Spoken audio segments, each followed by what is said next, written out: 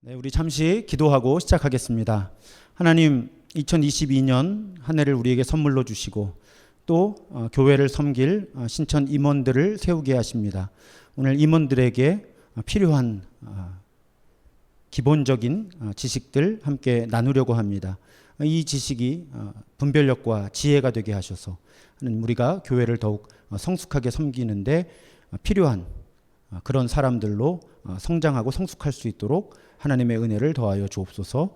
우리 구주 예수 그리스도의 이름으로 감사하며 간절히 기도드립니다. 아멘. 반갑습니다. 현장에 오신 분들 환영하고요. 또 온라인으로 함께 하실 분들도 환영합니다. 교회에 이제 집사, 권사 혹은 장로 이런 임원이 되면 사실은 임원 훈련의 커리큘럼이 매우 복잡한데 우리 교회의 경우에는 두 과목으로 압축을 합니다.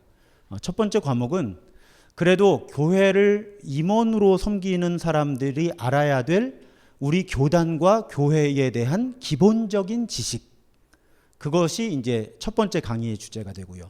두 번째 강의는 보통 임원이 되면 높아진다고 생각을 하지만 사실은 예수께서 우리에게 가르치시는 리더십은 낮아져서 섬기는 리더십이기 때문에 서번트 리더십이라는 주제를 가지고 한 번 더 배우는 기회를 갖죠. 그렇게 두 번의 강의를 여러분들이 들으시면 신천 임원 과정을 마치실 수 있습니다. 본래는 우리 교단에서 하는 교육에 참여를 하셔야 돼요. 오늘이에요. 그런데 이제 팬데믹 상황도 있어서 교단에서 하는 그 교육이 취소가 되었습니다. 이제 거기 가시면 3시부터 7시까지 강의를 들으셔야 되는데 저한테 여기서 1시간 강의 들으시는 게 훨씬 낫죠. 가벼운 마음으로 또 다 외우지 않으셔도 돼요. 하지만 그냥 기본적인 용어, 흐름들, 이런 생각들 그렇게 들어주시면 좋겠습니다. 여기 보면 기독교 대한감리회 신도중앙교회라고 되어 있어요. 우리 교회의 공식 명칭입니다. 그래서 우리 교회가 어떤 문제가 가끔 있는가 하면 왜 교회가 계좌 이체를 하잖아요. 거래를 하면서. 그러면 그쪽에서 어느 교회인지를 모르는 거예요. 왜냐하면 공식 명칭이다 보니까 계좌 명칭도 공식 명칭이 사용되잖아요. 그러니까 우리 교회 계좌가에서 돈이 송금이 되면 기독교 대한감리회부터 찍히는 거예요. 그럼 이제 어떤 경우에 온라인이 아니라 이렇게 확인할 경우에 앞에 몇 글자에서 끊어지잖아요. 왜? 그러니까 어느 교회인지를 파악이 안 돼서 이게 혼선이 생기는 경우가 있습니다. 그만큼 이 명칭은 공식 이름이라는 거예요. 근데 이제 앞에 기독교 대한감리회는 우리 교회가 속해 있는 교단의 이름이고 신도중앙교회는 우리 교회 이름이고요. 그래서 그럼 우리 교회가 속해 있는 교단은 어떤 교단이고 그 교단의 법 가운데 우리가 꼭 알아야 될 것들은 무엇인가가 오늘 강의의 전반부가 되고요. 오늘 강의 후반부는 우리 교회가 어떤 교회인가, 어떤 방향으로 지금 가고 있고 가려고 하는가에 대한 말씀입니다. 사실은 여기 지금 현장에 계신 분들은 지금 시험을 봐도 다 맞으실 것 같은 분들이에요. 그동안 설교나 여러 가지 다 성실하게 참여하셨기 때문에 그래도 한번 다지는 차원에서 오늘 나누는 시간을 가지려고 합니다. 먼저 간단한 교회 전통의 흐름을 여러분 보실 거예요. 본래 초대교회는 하나였습니다. 지역교회들이 여러 개 있긴 하지만 교단이나 이런 게 있지는 않았어요. 공식적으로. 근데 교회가 언제 공식적으로 분열이 되는가 하면 1054년에 11세기에 서방교회와 동방교회로 공식적으로 나눠집니다. 그 분열의 조짐은 사실 초대교회부터 있었어요. 왜 그런가 하면 언어가 다르면 사고체계가 다릅니다. 이 동방교회라고 하는 교회들은 그리스어를 주로 썼던 교회들이에요. 이 서방교회라고 하는 교회들은 라틴어를 주로 사용했던 교회들입니다. 그러니까 언어가 다르고 문화가 다르고 신학도 언어고 사고체계잖아요. 그러니까 이 동방교회와 서방교회는 서로 다른 신앙 고백들이 이루어져요. 조금씩. 그러니까 성경의 해석과 신앙 고백이 달라지는 겁니다. 그러다가 1054년에 공식적으로 선언을 하죠. 그리고 분열을 하는데 오늘날에도 여러분 학교 다니셨을 때 들어보셨을 왜 그리스 정교회 러시아 정교회, 이렇게 정교회라고 부르는 교회들이 동방교회 전통을 지금 쭉 이어오고 있는 겁니다. 서방교회 전통이 로마 가톨릭 교회로 이어지는 거예요. 로마 가톨릭 교회가 쭉 오다가 16세기에 개신교 종교개혁이라는 게 이루어지죠. 이름 들어보셨을 거예요. 마틴 루터라고 하는 독일의 가톨릭 사제였는데, 이분이 가톨릭의 신학적 타락과 윤리적 타락에 저항을 해서 가톨릭 교회에 갱신을 요구합니다. 갱신을 요구하다가 쫓겨나죠. 그렇게 해서 자연스럽게 형성이 된 분파가 이제 개신교회인 거예요. 그러면 여러분, 로마 가톨릭은 지금도 로마 가톨릭으로 이어져 오고 있고요. 그렇지만 여담으로 말씀드리는데, 목사님들 중에 가끔 여전히 가톨릭 얘기를 설교나 성경 공부 때 하시면서 15세기, 16세기 가톨릭 이야기를 많이 하시는데, 지금 로마 가톨릭을 그때와 비교하시면 안 됩니다. 전혀 다르죠. 지금은 개신교인들이 좀 갖고 있는 좀 잘못된 편견이 그런 부분에서 자꾸 기인을 해요. 가톨릭이 이렇다 저렇다 하는데 사실은 가톨릭을 정말 정확하게 이해하고 설명하는 분들이 많지 않은 거죠. 보통 목사님들은 종교개혁이 일어날 때 가톨릭이 그렇게 신학적으로 윤리적으로 타락했다는 부분을 강조하시는데, 지금은 또 타락을 했더라도 다른 각도인 거죠. 그때의 로마 가톨릭 교회는 아닌 겁니다. 아무튼 서방교회 전통은 로마 가톨릭으로 이어져 내려오고요. 말씀드린 대로 16세기에 종교개혁이 일어나서 개신교회가 만들어져요. 개신교회는 하나의 교보다는 아니고요. 그 안에서 또 처음에는 루터가 시작을 했죠. 그러니까 자연스럽게 그 전통이 루터교회로 이어지고요. 그러다가 칼빈이 스위스의 제네바라는 곳에서 또 다른 각도의 종교개혁을 일으켜요. 이제 그 흐름이 오늘날에 아주 넓게 말씀드리면 장로교회 전통으로 이어지고요. 또 그런 역사 속에서 침례교회도 나오고 감리교회도 나오고 이렇게 분열되어 나가는 겁니다. 우리나라의 교단이, 개신교 교단이 한 300개 돼요. 분열의 역사입니다. 개신교단의 역사는. 그리고 이 사이에 신앙 고백도 그렇고 실천적인 예배 예전이라든지 여러 측면에서 중간적인 존재가 성공회예요. 그러니까 성공회 분들 제가 가까이 지내는 분들이 많은데 우리나라에서는 그렇게 교세가 크질 않죠. 그렇다 보니까 이분들에게 아픔이 있어요. 가톨릭은 가톨릭 아니라고 그러고 개신교회도 개신교회 아니라고 그러는 그런 어떤 약간 중간적인 정체성을 가지고 있는. 자, 이 부분에 대한 자세한 이해는 제가 교회 역사를 10주 동안 다룬 그 흐름 중에 이 종교 개혁사라든지 그 이후의 교회 흐름들의 강의를 유튜브에서 들으시면 자세한 내용은 아실 수가 있어요. 자, 이런 흐름으로 오다가 개신교회 흐름 속에서 또 성공회의 흐름 속에서 나온 운동이 감리교 운동이라는 것입니다. 자, 존 웨슬리라고 하는 분이 감리교 운동을 일으키신 분이에요. 18세기에 영국에서. 이분의 신분은 무엇이었느냐? 성공회 사제였어요. 그러니까 우리 감리교회는 엄밀히 말하면 성공회에서 나왔다고 이해를 하시면 됩니다. 그래서 신학적으로 실천적으로 사실은 아주 전통적인 감리교회는 성공회와 매우 결이 같아요. 그런데 특히 한국은 대부분의 교단이 한꺼번에 선교사님들이 들어오셨거든요. 그래서 같이 선교하고 성장하면서 한국에서는 사실은 교단별 차이가 그리 크질 않습니다. 우리 감리교회인데 장로 있잖아요.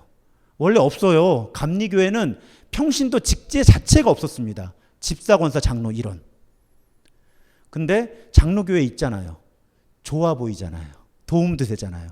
감리교회도 장로를 세웠고 심지어 장로 안수까지 주기 시작했죠. 이렇게 서로 영향력을. 자, 소그룹. 장로교회에서는 구역이라고 부르죠. 감리교회에서는 속회라고 부르죠. 근데 소그룹이 전통적으로 태동하고 강한 전통이 감리교회거든요. 근데 이제 순복음교회라든지 장로교회들이 보니까 감리교회의 소그룹 구조가 이 역사성도 있고 매우 도움이 되는 거예요.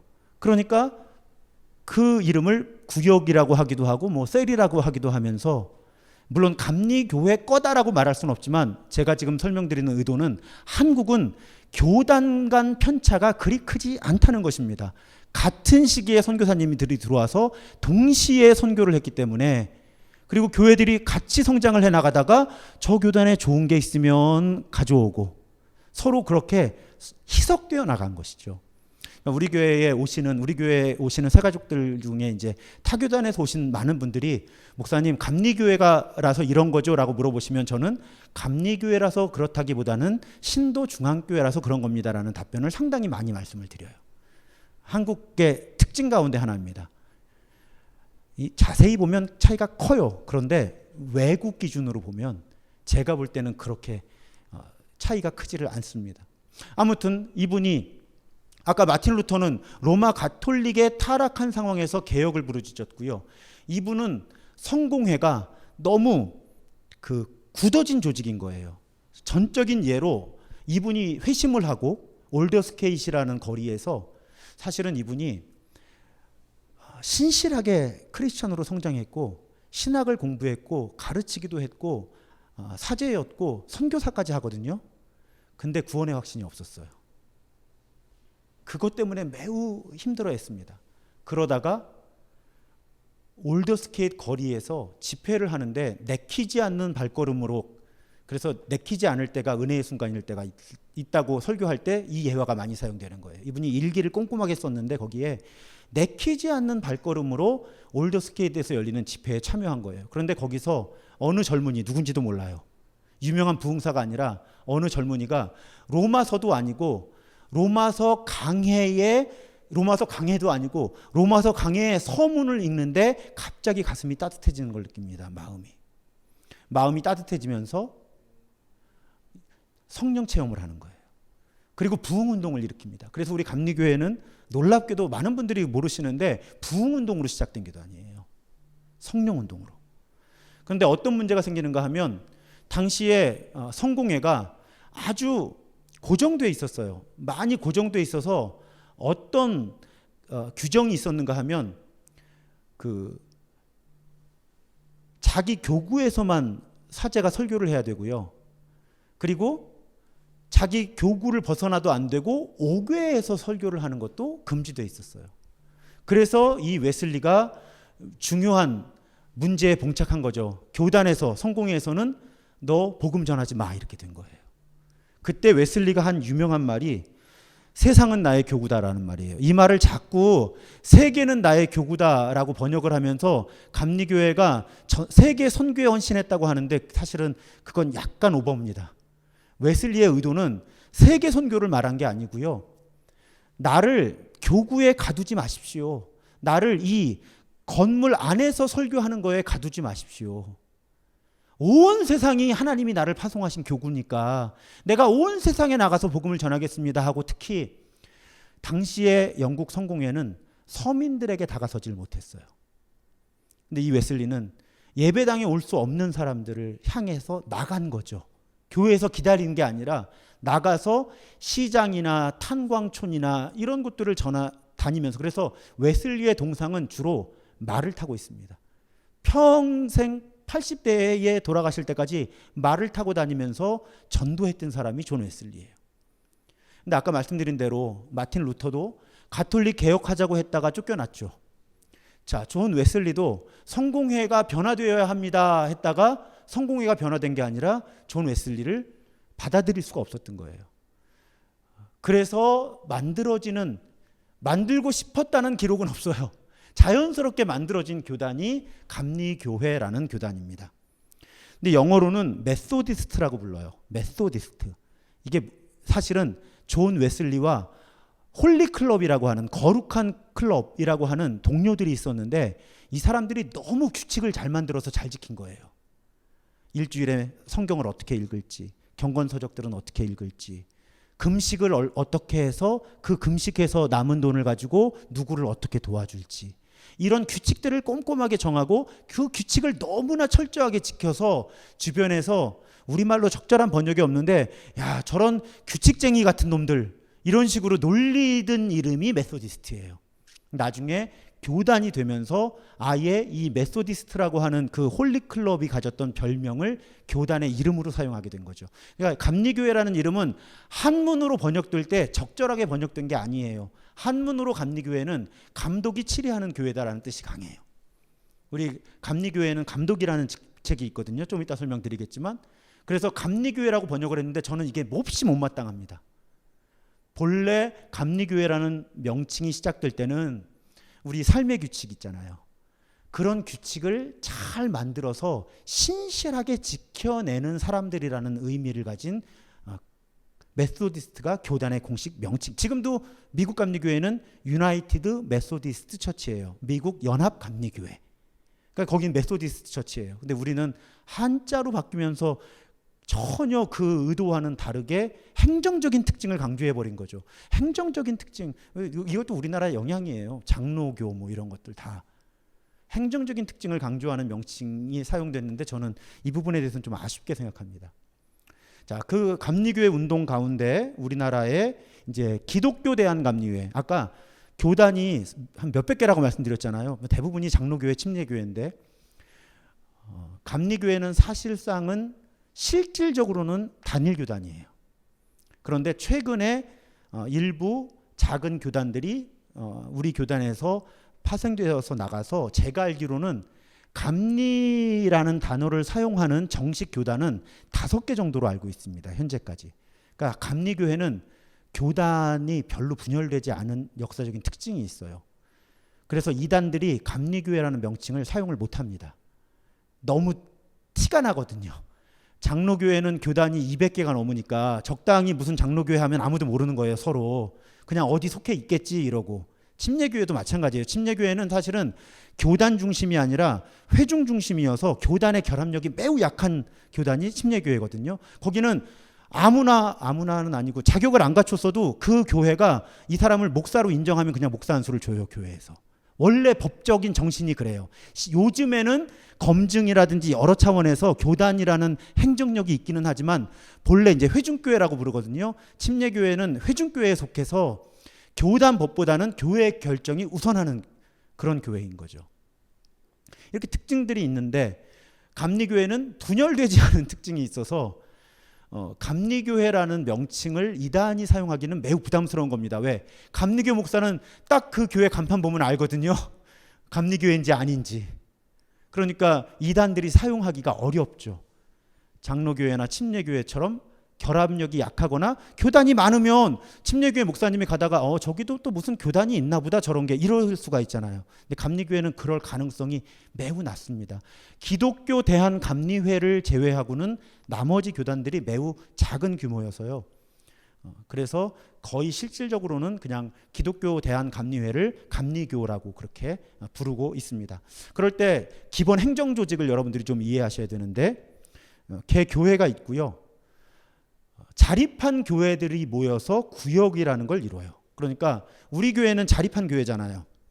근데 이제 자립이 안 되는 교회들이 있죠. 교인 수가 적다든지 어떤 이유로.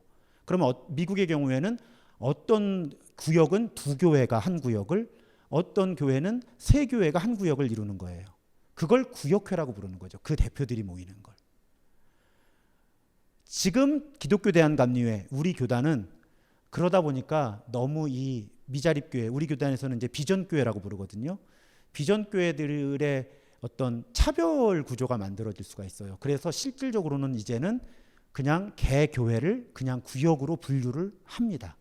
실질적으로 지금 우리 교단에서는. 미국 연합감리교회에서는 아직도 자립한 교회들이 2개, 3개, 4개가 묶여서 하나의 구역을 이루는 거예요.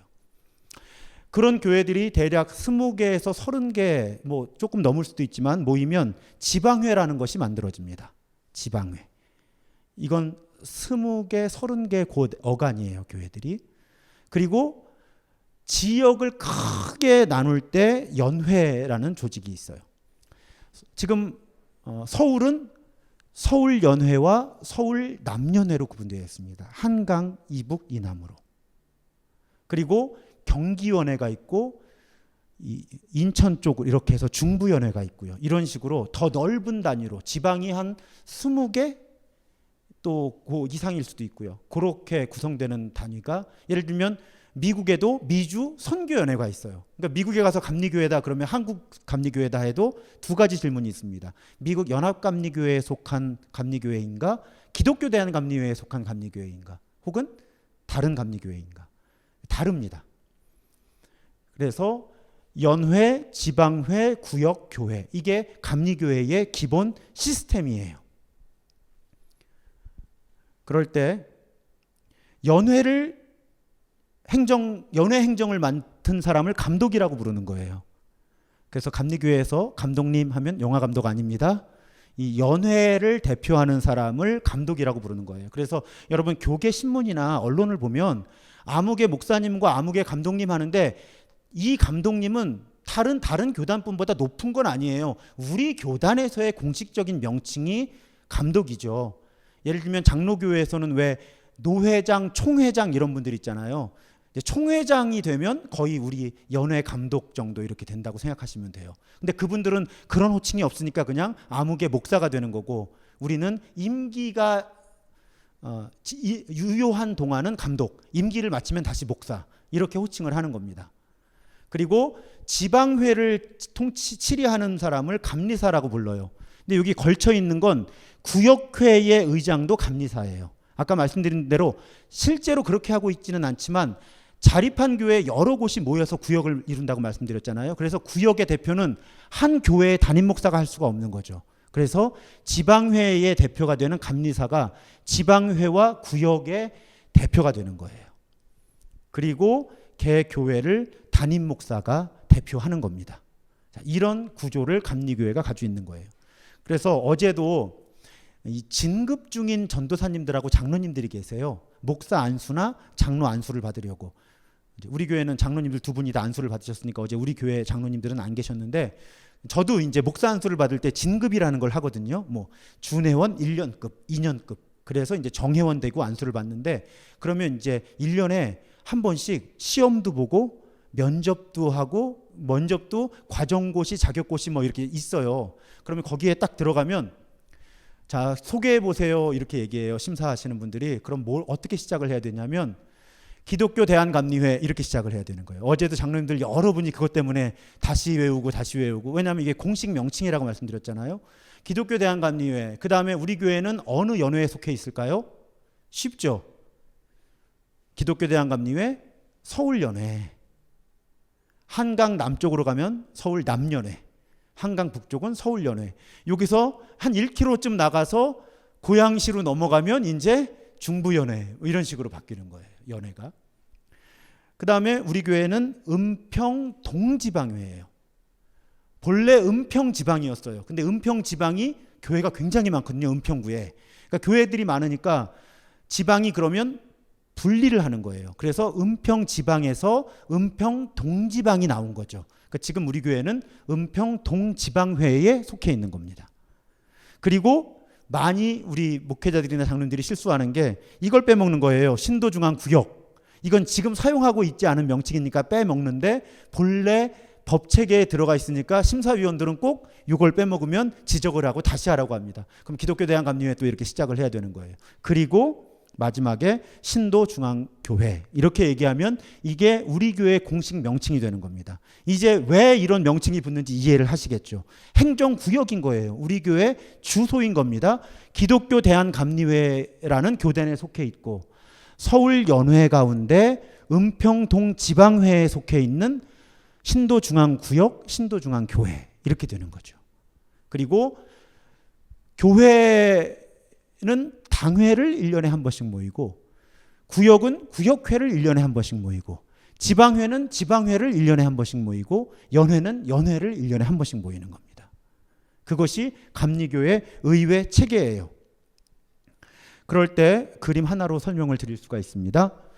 교회를 대표하는 회의는 당회와 구역회예요, 감리교회. 혼란을 느끼실 수가 있는데, 장로교회에서 오셨거나 이 강의를 들으시는 분들, 장로교회 당회와 감리교회 당회는 다릅니다. 장로교회 대부분의 교단의 당회는 상설 조직이에요.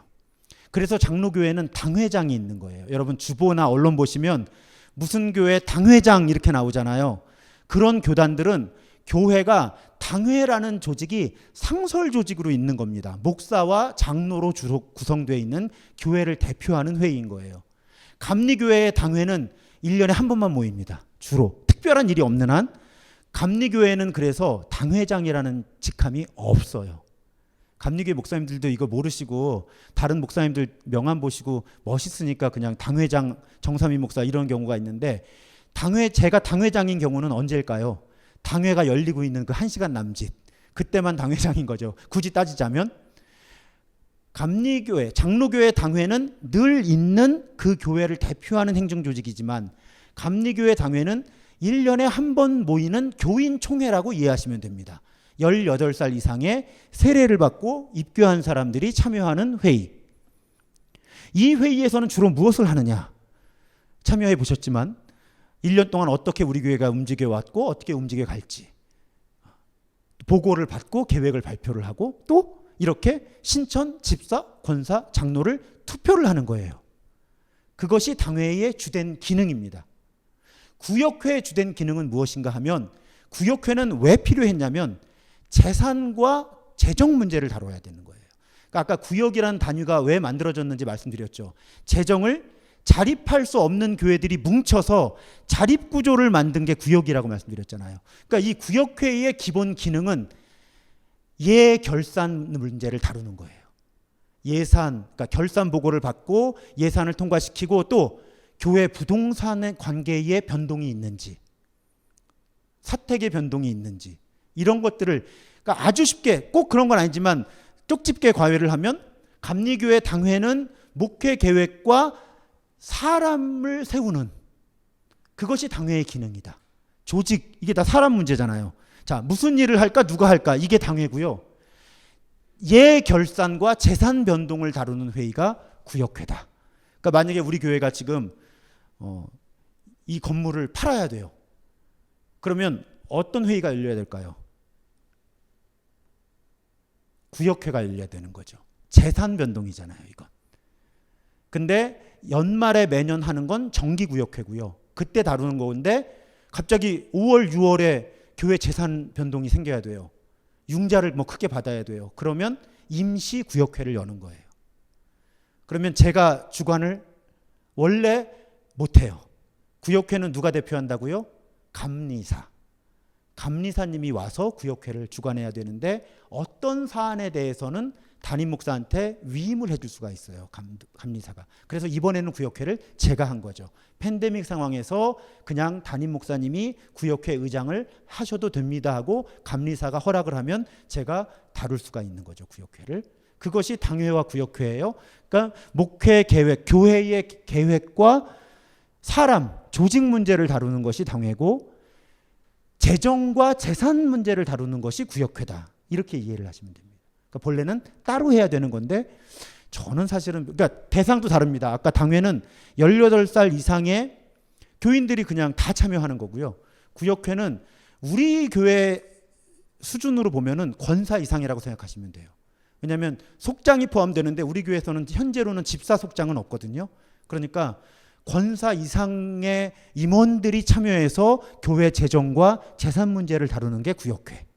모든 교인들이 모여서 우리 교회의 어떤 방향성과 누가 무슨 일을 해야 될지 조직과 이런 것들을 정비하는 것이 당회. 이렇게 이해하시면 됩니다. 그리고 이 당회구역회를 매번 모일 수는 없잖아요. 이게 많이 모여야 되니까. 그래서 이 당회에서 임원회로 위임을 해줘요. 중요한 것들은 그냥 임원들이 모여서 결정하십시오. 근데 사실은 대부분의 교회가 지금 임원회도 너무 많아요. 우리 교회도 집사권사 장로가 다 모여야 되니까 크잖아요. 하지만 법의 원리는 임원회가 가장 중요한 결정들을 내리는 조직이에요. 이건 1년에 한 번씩이니까 정말 중요한 건 이때까지 기다렸다가 하지만 웬만한 건 임원회에서 다룹니다.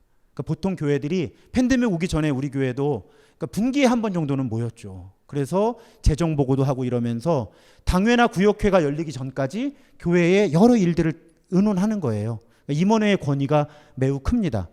그런데 임원회도 자주 모이기가 어려울 수 있잖아요. 어떤 대형 교회는 임원들도 한 번에 못 모여요. 숫자가 너무 많아서. 그래서 기획위원회라는 조직이 있어요. 감리교회에서. 기획위원회는 주로 목사와 장로로 구성이 되는데 7명을 채워야 돼요. 그러니까 우리 교회는 목사와 장로 합쳐야 3명밖에 없어요.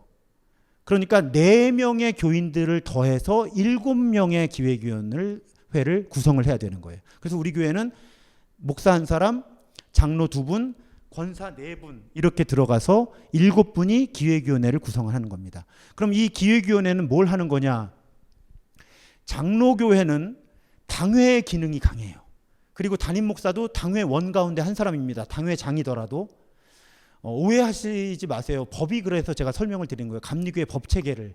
감리교회는 사실상 교회의 결정 권한이 담임 목사에게 위임된 구조를 가지고 있어요. 법 정신이. 근데 담임 목사가 혼자 결정할 수가 없잖아요. 그래서 공식적으로 협의체를 만든 것이 기획위원회예요. 그러니까 기획위원회는 의결기구가 아니에요. 장로교회 당회처럼. 많은 교회들이 이 부분에서 오해가 생기거나 이 부분에서 문제가 있어서 이 기획위원회가 지나친 권한을 갖는다든지 혹은 기획위원회가 독재를 하기도 해요. 그런데 본래 감리교 법 정신에서 기획위원회는 담임 목사가 결정권을 가지고 있으나 담임 목사가 모든 일을 다 지혜롭게 분별할 수 없으니 담임 목사가 결정을 하는데 협의기구로서 존재하는 것이 기획위원회입니다. 그러니까 기획위원회가 힘이 그렇게 센 건 아니에요, 사실은. 이게 오해가 되니까 자꾸 장로가 되면 막 기획위원이 되면 막 힘을, 그래서 우리 교회는 또 이 상근 저랑 장로님 두 분은 법적으로 은퇴할 때까지 해야 되지만 권사님들은 2년에 한 번씩 바꾸는 거잖아요. 우리 가능한 한 많은 교인들이 그 기획위원 합시다. 몇 년 지나면 제가 집사님들도 하게 하려고 그래요. 그냥 권사 두 사람, 집사 두 사람 하면 어때요? 협의기구인데 다양한 의견이 들어오면 좋잖아요. 제가 우리 교회는 4분이 지금 권사님으로 되어 있는데 가능하면 남자 2분, 여자 2분으로 하려고 하고요. 또 50대 2분, 60대 2분으로 그렇게 하고 있는 거예요. 권사 이상이다 보니까 대부분이 이제 50대 이상들이 많으시니까. 그렇지만 우리 교회 기획위원회의 목표는 가급적 더 넓은 계층이 참여하는 기획위원회를 만드는 게 목표입니다. 그리고 기획위원회는 통치하는 기구가 아니라 위임받아서 담임 목사가 목회적 판단을 내리는 데 필요한 협의를 해주는 기구다. 2가지만 예외합니다. 기획위원회가 의결을 할 수 있어요. 뭘 의결할 수 있느냐면 하나는 목회자 말고요. 상근 직원을 임명하거나 해임할 때는 기획위원회가 결의를 할 수가 있어요. 임명한다, 해임한다. 또 한 가지는 임원회에서 위임을 하는 거예요. 이거는 기획위원회에서 의결을 해주세요. 그런 사안에 대해서는 기획위원회가 의결을 할 수 있습니다. 하지만 기획위원회는 나머지 사안에 대해서는 의결하는 게 아니고요. 담임 목사에게 아낌없는 조언과 협의를 해서 담임 목사가 최종적인 결론을 하나님의 뜻에 따라서 또한 합리적으로 교회 전반적으로 받아들여질 수 있는 결정을 내리도록 도와주는 기구가 기획위원회다. 그래서 제가 일부러 삼각형도 거꾸로 그리잖아요.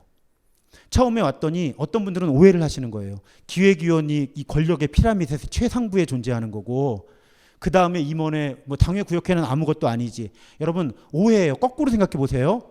기획위원회에서 뭘 결정을 하잖아요. 임원회에서 거부할 수 있어요. 왜? 더 많은 사람이 모이는 거잖아요. 근데 임원회에서 결의한 걸 기획위원회에서 바꿀 수 없습니다. 법리상 그래요. 바꾸려면 다시 임원회로 가져가야 돼요. 이해가 되시죠? 임원회에서 결정한 거 당회 구역에서 번복할 수 있습니다. 더 많은 사람이 모이는 회의가 힘이 더 강한 거예요. 그러니까 기획위원회는 힘이 강한 회의가 아닌 겁니다. 위임을 또 담임 목사한테까지 위임을 합리적으로 서로 합의해서 잘 해주면 괜찮은데 그렇지 않으면 사실은 이쪽으로 갈수록 힘이 강하지 않은 거예요. 아니 기획위원회에서 그런 결정을 내렸어? 우리 임원회 엽시다. 그래서 임원회를 열 조건을 갖춰서 임원회에서 다시 다루면 번복할 수 있다는 거예요. 근데 임원들이 어떤 결정을 내렸어? 이건 불합리합니다. 이건 임시당회를 열어야 합니다. 그러면 임시당회를 열어야 되는 거죠. 회의는 많이 모일수록 힘이 강해지는 겁니다. 왜? 우리나라도 많은 사람이 투표할수록 힘이 강해지는 거잖아요. 투표하면 힘이 강해지는 거고 이 원리를 잘 이해하셔야 이 교회를 움직여 나가는데 오해가 없는 거예요. 담임 목사가 감리교회 법 정신은 감리교는 담임 목사가 책임을 지고 교회를 치리합니다. 그런데 혼자 할 수 없으니 기획위원회라는 조직을 만들어서 협의체를 만들고 있는 거고요.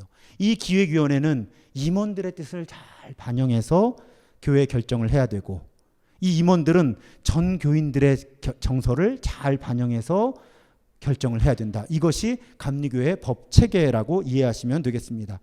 그럴 때 감리교회의 임원은 크게 집사와 권사와 장로로 되어 있습니다. 집사는 제가 뭐 우리 신천 집사 하시는 분들 저는 자격이 없어요 하는데 법적 자격은 입교 후 2년이니까 18살에 입교하면 20살이면 돼요. 그리고 70세 미만, 70에 은퇴거든요.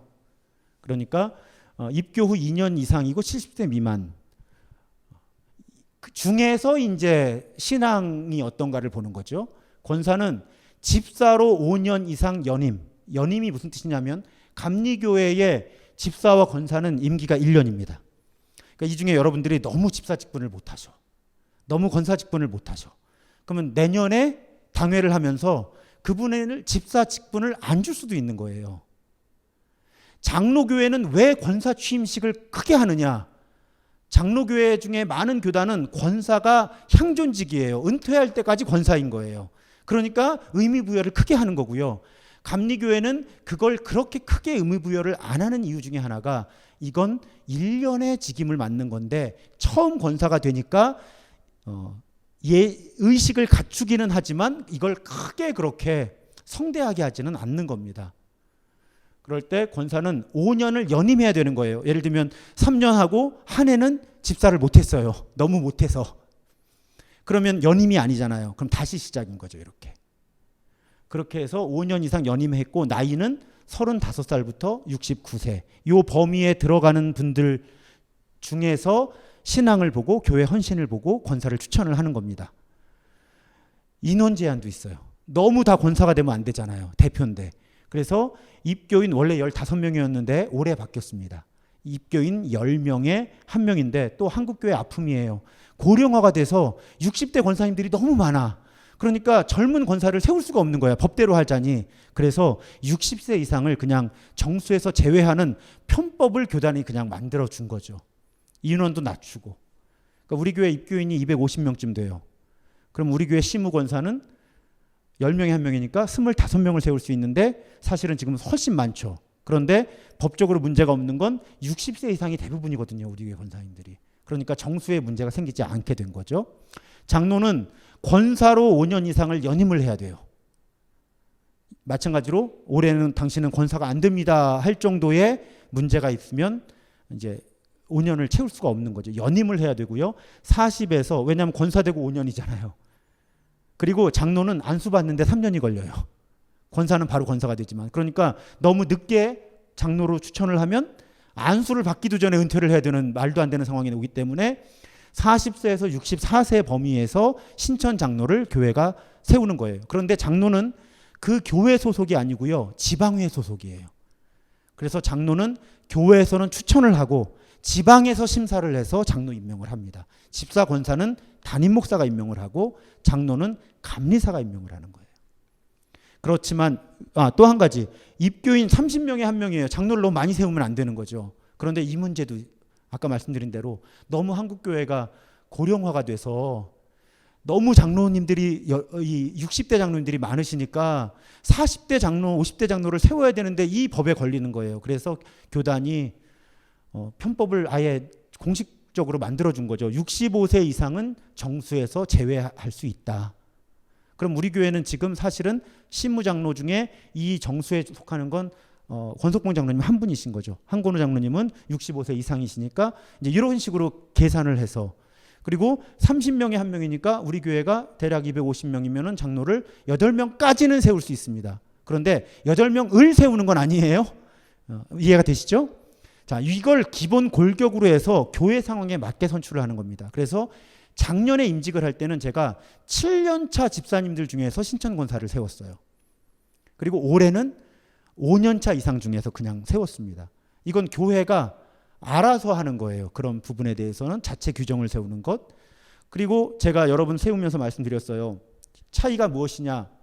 집사는 저는 그렇게 생각합니다. 자기 한 몸 잘 건사하면 집사. 그냥 한 달에 4번이면 그래도 2번, 3번은 예배, 주일 예배 드리고 그리고 그래도 10의 1조라든지 감사헌금이라든지 주일헌금이라든지 이런 것 가운데 자기의 재정 상태와 믿음의 분량에 따라서 헌금을 할 수 있는 이제 그러면 집사의 자격이 있다. 그런 기준으로 보는 거예요. 권사의 경우는 다른 사람을 도울 수 있어야 되는 거예요. 자기 한 몸 권사가 아니라. 그래서 제가 권사가 되면 속장을 하실 수 있어야 된다고 말씀을 드렸어요. 한번. 다 하셔야 된다는 건 아니고요. 사실은 권사의, 우리 교회의 경우에 감리교회 법 정신도 그렇지만 권사의 중요한 역할은 다른 사람들을 돌보는 거예요. 그래서 권사가 되면 어떤 사역의 책임자가 된다든지 뭐 팀장 뭐 이런, 혹은 속장을 한다든지, 그러면서 다른 사람들을 보살필 수 있는 역량을 이 사람은 갖췄다 할 때 권사가 될 수 있다고 보는 겁니다. 이렇게 이해하시면 쉽죠.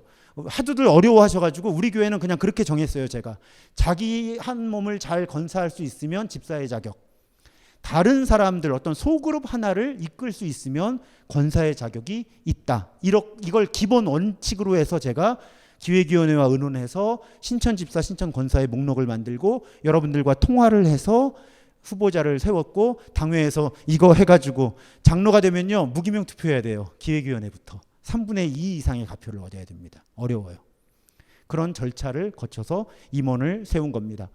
3분밖에 안 남았는데 이제부터 우리 교회 설명을 해야 돼요. 자, 속성으로 최대한 빨리 해볼게요. 다 들어오셨던 거라서 그리 오래 어렵지는 않으실 텐데 그래도 1년에 한 번이니까 하기는 해야 돼요. 확실히 현장 강의가 더 시간이 오래 걸려요.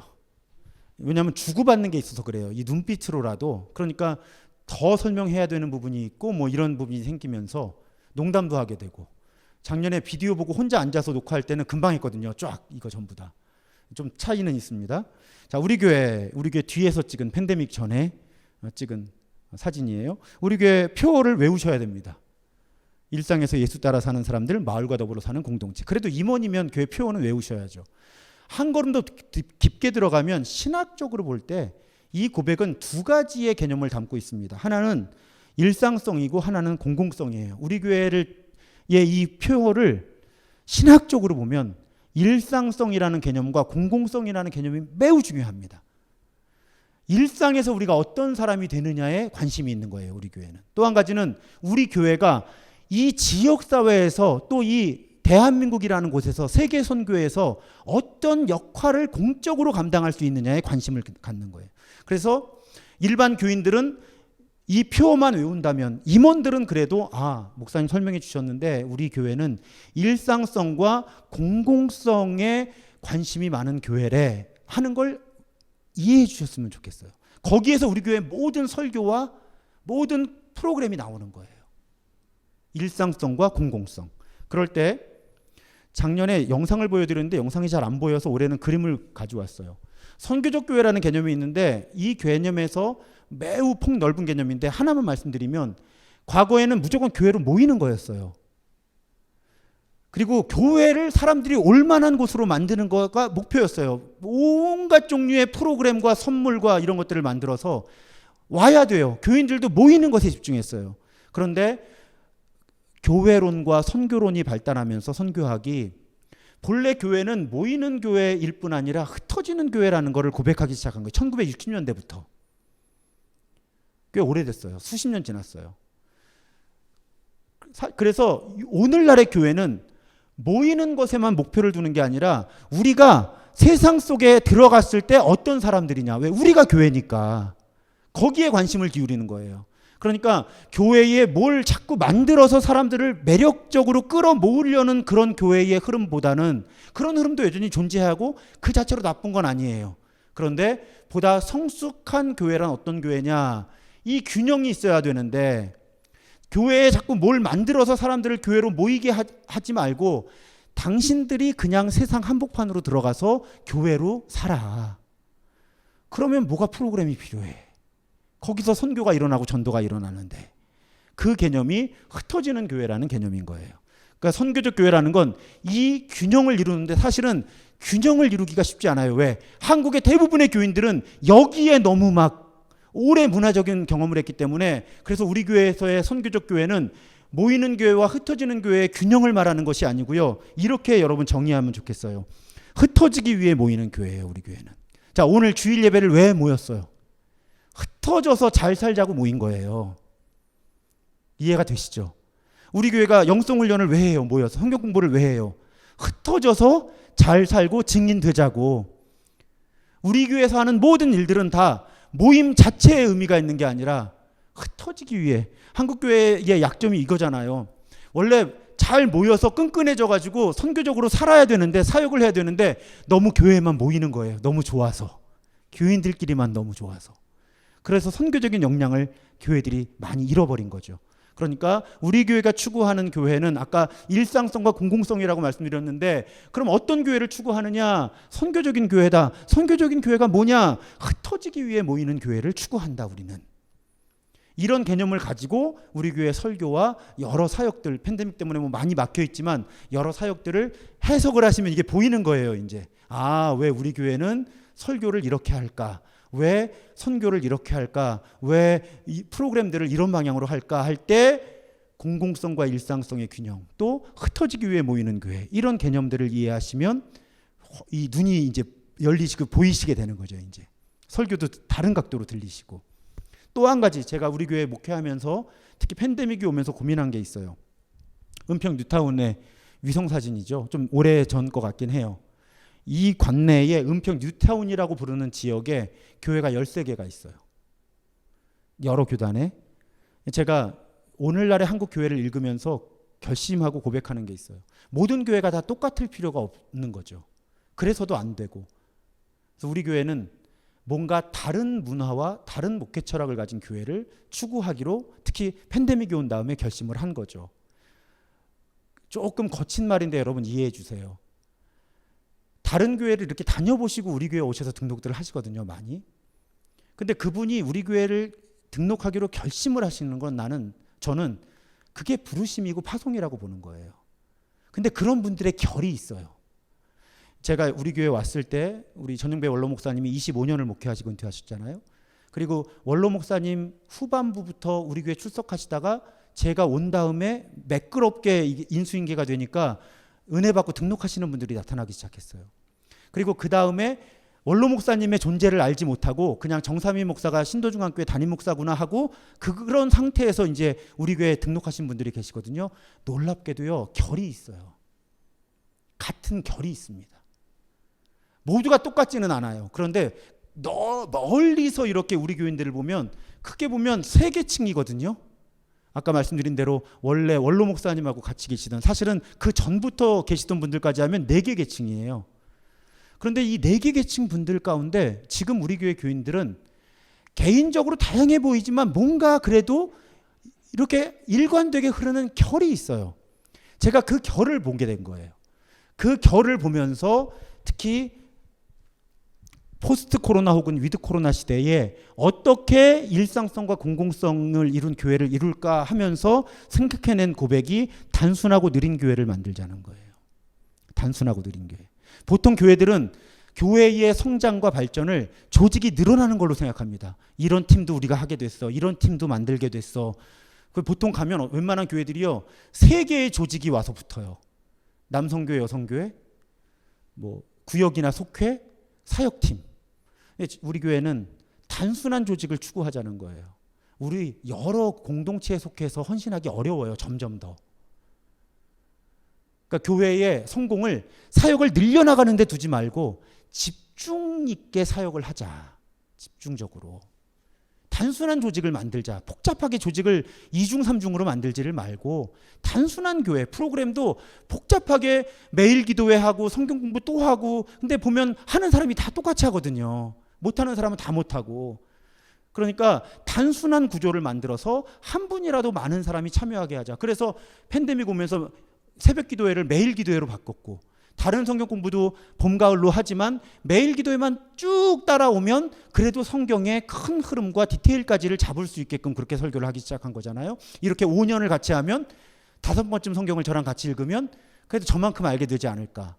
다른 성경 공부 오기도 힘들고, 우리 새벽에 지금 실시간으로는 30명 정도지만 하루 지나면 한 100명 정도가 봐요. 새벽 매일 기도회 영상을. 그러니까 다른 프로그램을 복잡하게 만들지 말고 매일 기도회를 잘 모이자. 단순하게. 이제 이런 형태인 거죠. 느리다는 건 너무 업적주의로 가지 말자. 성취 중심적으로 가지 말자. 천천히 하나님께서 우리를 이끄시는 방향을 보면서 하나님과 동행하는 그런 교회가 되자. 그런 목표를 담아서 단순하고 느린 교회, 영어로 앞글자도 맞췄어요. 심플 앤 슬로우. 그것이 우리 교회가 추구하는 거예요. 그러니까 우리 교회는 뭘 자꾸 만들자 하는 언어는 사실은 그렇게 교회에 도움이 되는 언어가 아니에요. 하는 일들을 잘하는 방향으로 가야 되는 거예요. 그 축이 뭐냐면 다음 세대하고 선교해요. 사실은 다음 세대도 선교거든요, 지금. 그거 잘하자는 거예요, 우리 교회는. 다른 일들은 필수적인 일들만 하자. 역량을 그렇게 집중해보자. 그것이 우리 교회가 추구하는 목회의 방향입니다. 그래서 우리 교회는 일들을 소그룹과 가정 중심으로 이룰 거예요. 우리가 선교부가 있어요. 근데 많은 교회들이 이런 거예요. 선교부에 모인 사람들만 선교해요. 다른 나머지 교인들은 다 무관심해요. 선교 헌금만 하고. 우리 교회가 추구하는 단순하고 느린 교회는 선교부는요, 뇌의 역할을 하는 거예요. 교인들에게 제안을 해주는 거예요. 이런 사역을 할 수 있습니다. 예를 들면 지금도 속회들이 속회 헌금을 해서 선교사님들을 돕잖아요. 그러니까 선교부는 그런 어레인지만 하는 거죠. 사역을 직접 하는 게 아니라 직접 하는 범위를 좁히고 실제로는 소그룹 중심으로 혹은 가정 중심으로 선교 사역을 하도록 돕는 거예요. 제가 팬데믹 조금 지나면 하고 싶은 게 이런 거예요. 연탄 날라주는 이런 거 있잖아요. 왜? 자원봉사 같은 거. 그러면 1년에 한 번 날 잡아서 우리 교회 교인들 연탄 그거 진짜 힘들거든요. 연탄이 이게 수레가 올라가지 못하는 그런 골목들 통과해서 연탄을 날라줘야 되니까 이건 전적으로 사람 손이 필요한 거거든요. 그러니까 선교부는 그런 어레인지를 하는 거예요. 준비를. 그리고 모집을 하는 거죠. 그러면 가정별로, 속회별로 혹은 사역팀별로 이렇게 조인을 하는 거예요. 그렇게 선교 사역을 한다는 거죠. 그러면 선교부만 많이 모여서 이 사람들만 선교 사역을 하고 나머지는 관심도 없고 그냥 이런 교회가 나오는 게 아니라 온 교회가 할 수 있는 범위에서. 그래서 주일 팬데믹이 지나도 사실은 솔직히 말씀드리면 주일 오후 예배를 모이지 않으려고 해요. 결정한 건 아니에요. 방향성을 그렇게 보는 거예요. 왜냐하면 오전에 예배 드리고 빨리 밥 먹고 오후에 예배를 한번 드리는 게 더 하나님을 기쁘시게 하고 하나님의 일을 하는 걸까? 아니면 속회별로 좀 내실 있게 모이고 아니면 선교 사역을 그 시간대에 할 수 있는 게 있으면 가정별로 속회별로 그렇게 움직이고 또 가족들도 밥 먹기 어려운데 그럴 때 가족들하고 함께 시간을 보내는 이런 쪽으로 그 시간을 사용하는 것이 훨씬 더 하나님이 기뻐하시는 일이 아닐까 그런 고민을 하는 거죠. 그러니까 우리 교회 방향성을 이제 어렴풋이 아시겠죠? 단순하고 느린 걸 추구하는 거예요. 급할 거 없어요. 왜냐하면 하나님의 길에서 벗어나서 빨리 갈수록 많이 벗어나는 거거든요. 천천히 하나님의 인도하심, 특히 포스트 코로나, 위드 코로나 시대인데 하나하나 느리더라도 보면서 할 수 있는 일들을 해나가는 거고요. 그럴 때 핵심이 되는 건 무엇보다도 소그룹과 가정이다. 저는 예배도 세대통합 예배로 가고 싶어요. 언젠가는. 사실은 그게 본래 성경적이에요. 어린아이부터 어른들이 함께 앉아서 같은 예배를 드리고 같은 말씀을 듣고 그러면 가정 예배를 굳이 따로 드리지 않아도 가정의 신앙 공감대가 다 형성이 되거든요. 대화도 다 깊이 나눌 수 있고 이렇게. 많은 준비와 공감대가 필요하겠지만 그렇게 아주 단순한 구조, 가정과 소그룹만 있어요.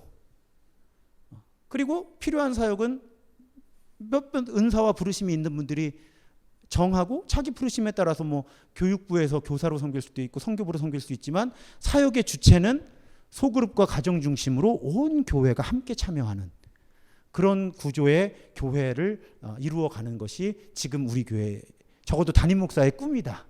은퇴하기 전까지. 그렇게 설명드릴 수 있겠습니다. 그럴 때 필요한 게 이제 삶의 규칙인 거예요. 이 강의는 다 들으셨을 거니까 그냥 넘어갈게요. 그러니까 흩어져서 잘 살아야 되니까 일상에서의 삶의 규칙이 필요한데 이 일상에서의 삶의 규칙이 공공성도 반영을 해야 되는 거잖아요. 흩어져서도 우리가 신도중앙교회니까.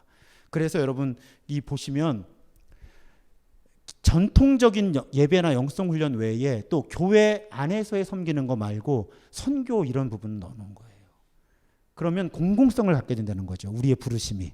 물론 여러분이 이 항목을 어떻게 지금 사용하고 계신지는 모르지만 이것도 반복되다 보면 연습이 될 거예요. 공적으로 내가 성도로서 교회로서 어떤 사역을 할 수 있을까. 그래서 일상성과 공공성을 하나의 틀에 담아낸 것이 우리 교회 삶의 규칙의 틀입니다. 이 틀을 잘 만들어 놓고 하루 매일 할 것, 일주일에 한 번 할 것, 한 달에 한 번 할 것, 분기별로 할 것, 연간에 할 것, 이걸 잘 축을 만들어 놓으면 우리가 그런 교회가 될 수 있다는 거죠. 그냥 그 틀만 따라가면. 그래서 여러분, 삶의 규칙 만들어 드렸고요. 올해 연말에는 임원 보고서를 이걸로 받는다고 말씀을 드렸어요. 제가 서식을 드리면 어떤 예배를 드렸는지 이거를 그냥 써서 내시면 돼요. 그 다음에 개인 영성 훈련을 어떻게 했는지, 뭐 최선을 다해서 일주일에 3번 매일 기도에 참여했습니다. 이걸 보고 싶은 거예요. 올해 연말에는. 그리고 이 틀에 따라서 우리가 움직여 나가면 우리는, 제가 아주 좋아하는 그림 있죠. 붕어빵에는 반죽이 들어가는데 결국 붕어빵이 나오잖아요. 삶의 규칙을 잘 만들어서 실천하면 우리는 붕어빵 틀에 부어지는 반죽이 돼서 틀대로 만들어지는 거예요. 그러니까 삶의 규칙을 개인도 정하고 또 속회별로 정할 수도 있거든요. 우리 속회는 한 가지라도 이런 삶의 규칙을 함께 지킵시다 하면 그 삶의 규칙을 신실하게 지키다 보면 나도 모르는 사이에, 우리도 모르는 사이에 우리가 이런 사람이 됐네? 이런 교회가 됐네? 그럴 수 있는 거죠. 그래서 일상성과 공공성을 통합해서 삶의 규칙이라고 하는, 하나님이 우리를 빚어가시는 은총의 수단이라고 말씀드렸죠. 이런 일들을 진행해 나가고 있는 것입니다. 우리 교회 창립 50주년 기념 그 플래카드, 감사 플래카드 걸려있는 사진이에요. 저는 우리 교회가 참 좋습니다. 참 좋아요. 우리 교회가 뭐라고 표현할까, 녹화되는 거라서 좀 부담스럽지만 글쎄요, 부정적인 관행이 아주 많이 없는 교회예요. 놀랍게도 제가 와서 보니까 긍정적인 관행이 없는 부분도 있어요, 물론. 하지만 담임 목사로서 제 눈에 가장 먼저 우리 교회가 보인 건 웬만한 교회들이 이렇게 묻어있는 때가 없어요. 부정적인 관행이. 그러니까 뭘 버리려고, 벗겨내려고 애를 써야 되는 부분이 많지를 않은 거예요. 부정적인 부분에서. 지금부터 틀을 잘 만들고, 대신 우리 교회가 좀 느리기는 해요. 근데 그래서 아예 단순하고 느린 교회로 가자고 한 거예요. 근데 천천히 그렇게 단순하고 느린 교회로 삶의 규칙에 따라 가면 저는 우리 교회에 대한 소망이 아주 많습니다. 담임 목사로서. 교회 규모와 관계없이 우리 교회는 정말 예수의 에클레시아, 예수 때문에 모인 사람들이 더 점점 성숙한 에클레시아가 되어 갈 것이다. 정말 아름다운 예수의 몸을 이뤄갈 것이다. 저는 그 기대감, 그 소망으로 목회해요. 이제 임원으로 섬기게 되셨고 또 섬기고 계신 모든 분들이 이 꿈에 함께 참여하셔서 그런 진정한 에클레시아, 진정한 예수의 몸을 함께 이뤄가기를 주님의 이름으로 부탁드립니다. 자, 일단 기도하고 마치고 혹시 질문 있으시면 받도록 하겠습니다.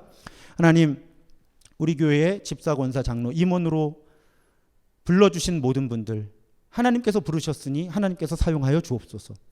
또 먼저 하나님의 나라와 의를 구하라고 하셨습니다. 하나님의 나라와 의를 구할 때 정말 하나님이 모든 것을 더하시는구나 하는 그 간증이 우리에게 있게 하여 주옵소서.